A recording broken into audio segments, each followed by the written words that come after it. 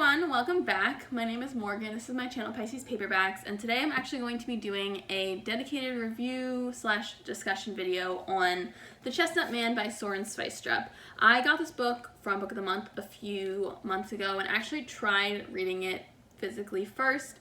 Got like 20 pages in and was just, the world was happening, so I stopped reading. But I got the audiobook hold in from my library a few days ago and listened to it over the weekend. I was gonna leave it at that because I didn't love this book, so I thought I was just gonna finish reading it and then just never think about it again. But I've found that I have quite a bit to say, so that's just what I'm gonna do. Also, I'm gonna put the book here on this box that I turned on its side so that it's like in the frame the whole time. Please don't pay attention to my house being a hot mess. It's just the way it is. The Chestnut Man is a mystery about two detectives working together. Tulin, she's a woman who about a year ago started working in the Major Crimes Division of the Copenhagen Police Department, and Hess, who has been working for Interpol for the past 5 years and has been sent back to Copenhagen kind of as punishment. And they're working together on a murder case where at the scene of a crime where a woman was killed, they find a chestnut doll, which is two chestnuts stuck together with matchsticks for arms and legs. I guess this is like a thing there. I've never heard of it before. I had to Google it to see what they were talking about. But on this chestnut, forensics finds a fingerprint that matches the fingerprint of a girl who was kidnapped a year ago. And that girl happens to be the daughter of a minister in the government, a government official, a high-up government official. At the time of the initial investigation into the kidnapping, somebody confessed to killing this girl and kind of hiding her body in the woods. So suddenly it's like, where did this fingerprint come from? And the story kind of goes from there. I am going to start with the things I liked and then get into the things that I didn't quite like as much. This book is also translated from Danish, I believe, since Copenhagen is where this book takes place, and I believe it's written by a Danish author. Okay, so starting off, the thing that I liked the most about this story is the writing style. I thought it was very image and description based in a way that I quite liked, especially in the action scenes. I thought the action scenes were written so well. I could visualize everything that was happening in a really compelling way. Another thing is that the author of this book, this is his first novel, but he is a writer for TV, and he wrote a popular show called The Killing. I had never watched it, but that's something too. And that definitely, I think, plays into this action writing. The book takes place, it's told from many perspectives, so it really flips around. I kind of thought there were too many perspectives, but we'll get into that in a second. But for what there was, they did all of the perspectives together, did a good job telling a cohesive story. I was never really confused as to why anybody's perspective was being told. It was very straightforward. I also think the premise is really cool, finding the fingerprint of a girl who was killed a year ago. And then also I did think that the reveal at the end of who the bad guy was very surprising, and I was impressed at how it kind of revealed and then backtracked to explain how it happened. I did like that. So there are some general things that I did enjoy over the book, but there was quite a few things that I did not like as much. First of all was the pacing. This book is how long? This book is 516 pages long, which is not the longest book I've ever read, but it's definitely the longest mystery thriller I've read, and it just felt so slow. One thing that kind of is a good example of this is that at the point in the story when the tension has built and seems to be cresting into this realization or discovery on the part of the two main characters, Hess and Tulin. I was like, oh my gosh, this is the moment. This is the moment in a movie where they have the realization, they go confront the person, and then it's like, bam, bam, bam, action, action, action. That point happened at 80% of the book, which is right, but it happened with 3 hours of audiobook left after it, and it just felt so long. The whole book felt so long, and I do think part of it is because there were so many perspectives. Something that kind of plays in with the writing style with him being a TV writer is that the way that this book was written was basically a really, really well filled out, fleshed out outline for a season of a TV show. In TV, you can communicate a lot of the things that this book communicated very quickly and effectively with visuals, with acting, with, you know, lights and noise and building like that suspense very quickly visually. But with books, you really have to describe it, which I think is what made it so long. Also with the perspective changing, there's, for example, one scene where they're tracking like a cell phone signal, and they're chasing down the person who has like the cell phone. They're like tracking it on their computers or whatever, and suddenly it switches to the perspective of the person they're chasing who with the phone, and it's like a chapter. Like, it's not like a quick, like, suddenly it's following this character and the camera's gonna follow them for a little bit, and so we get, like, the idea that the cops are following them, and then suddenly the cops rush in and they're gonna blah, blah, blah. No, it was like a chapter's worth of internal monologue from this man who is in the one scene. Like, he never shows up again. And that's kind of an example of something that I feel visually could be communicated really quickly and not take up that much time, but because the book is interested in building out those relationships between like every single perspective, it's like, it's a little too long. Another major problem I had with this book was the characters. Ostensibly, there are 2, maybe 3 main characters. Hess, who is the man cop from Interpol, Tulin, who is the woman working in the Copenhagen Police Department, and Rosa, whose last name I don't remember, who is the prime minister, or not prime minister, she's like the minister of, I don't remember, something about like family services, something along those lines. Those are like, I guess, the main characters, specifically the 2 detectives. However, neither of them had a personality.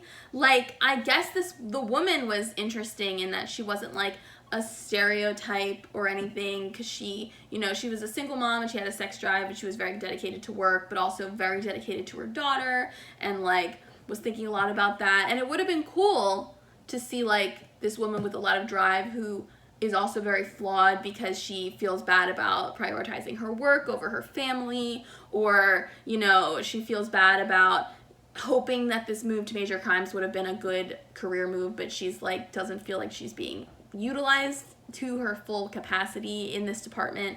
Like, there's so many things that could have been cool, except for the fact that every single thing that she thought or discovered was undermined by Hess, the man, thinking of it first or doing it better or thinking outside the box and actually being right. So it was like, what's the point of investing time in this woman if you're just going to continuously undermine her?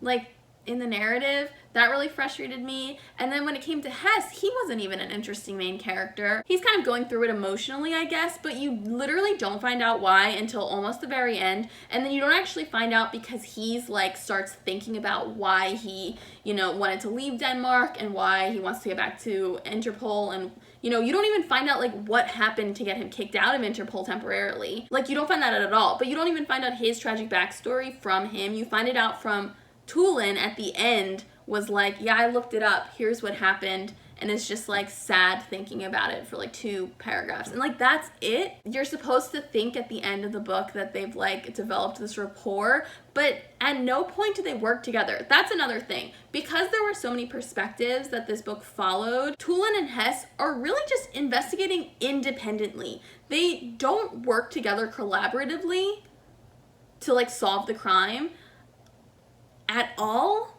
Like, not once are they ever really on the same page until like after the crime has been solved.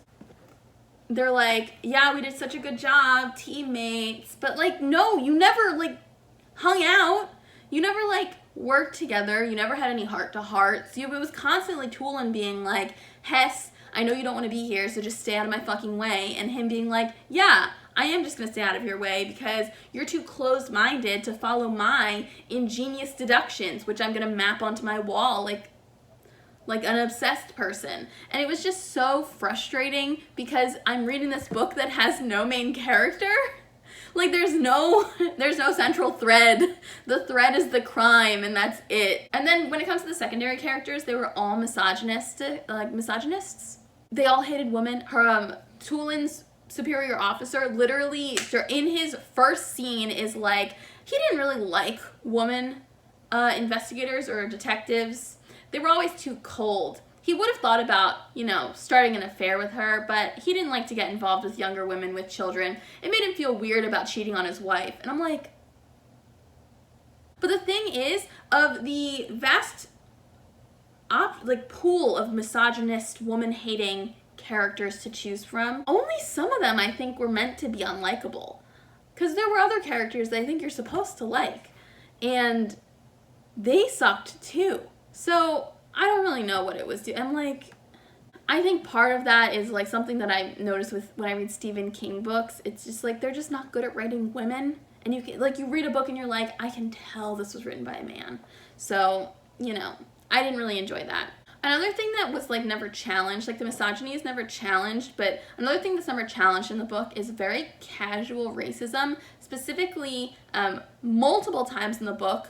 Just in the narrative, sometimes when people were talking, but mostly just the narrative, the word "packy" is used. Specifically, Hess has, because he didn't live in Copenhagen for so many years, he bought an apartment, or he had an apartment before he left that was really small, really run down in a not good part of town, and he's thinking of moving out, and they're constantly talking about how his neighborhood was a dangerous neighborhood filled with drug dealers, thugs, packies, and it groups them in like that, and that happens multiple times, and I just feel uncomfortable now even explaining to you, I didn't like saying that, but I needed to get across what this book was like, and it happened multiple times, and it just was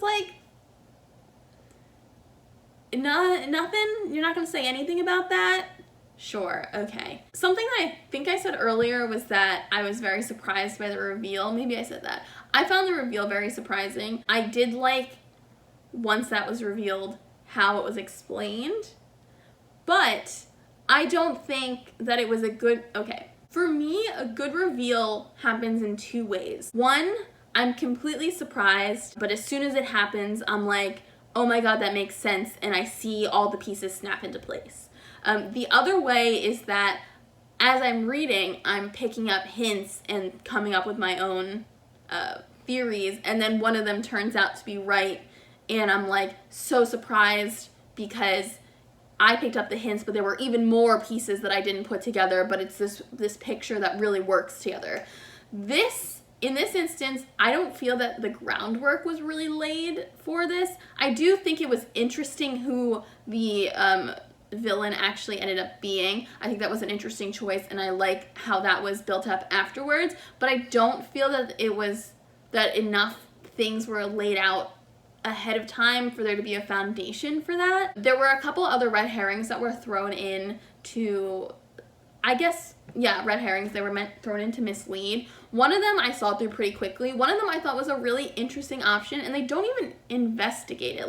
It's just a loose end that you're just what was going on there? I just want to know. It was interesting what it ended up being, but it just wasn't satisfying. And with that, I've run through all the bullet points that I prepared on my laptop here. So I think I'm going to call it for this video. I don't know that I really came to any conclusions or anything. I don't know that this is the most comprehensive review video. It's more just me talking about my feelings. But I realized, like I said earlier, that I did have things to say about this book, specifically in that this should have just been a TV show. I don't really think it is most effectively communicated as a story through the fact that it was a book, and also the characters, not just the fact that there is basically no main character with an interesting developed internal life and interesting relationships to other people, but also just the vast majority of the cast, mostly minor characters that just are written with an unchallenged misogyny that's just kind of inherent to the writing itself, and not always just the characters, although it is a lot of the characters. For me, this was a lot like reading, and I hate to compare them because they're both translated, and it's like, am I just thinking about it because it's another book that I've read that's like from Europe, and I'm talking about The Girl with the Dragon Tattoo. But that book, the Swedish name for that book is Men Who Hate Women, and this feels like reading a less self-aware version of that. You know what I mean? If that makes sense. And with that very weird comparison, I am gonna call this video to a close so I don't just keep rambling forever. Please let me know, what you think, if you're interested in reading this, if you've read it before and then you agree or disagree with anything that I said. I gave this book 2.5 stars. I originally gave it 3 stars, but then was like, no, I definitely felt very frustrated while I was reading it, and nothing that I know when I'm reading that I'm going to donate to get rid of deserves to have 3 stars. But I liked the writing style enough, and like I do really like the action scenes, and I thought it was very the image heavy writing I actually did really like. There was just too much of it, so I did give it 2.5 stars because there were things that I liked, but on the whole I didn't really enjoy this reading experience. 2.5 stars. And with that, I'm actually going to end it. I hope you enjoyed, and I will see you guys next time. Bye!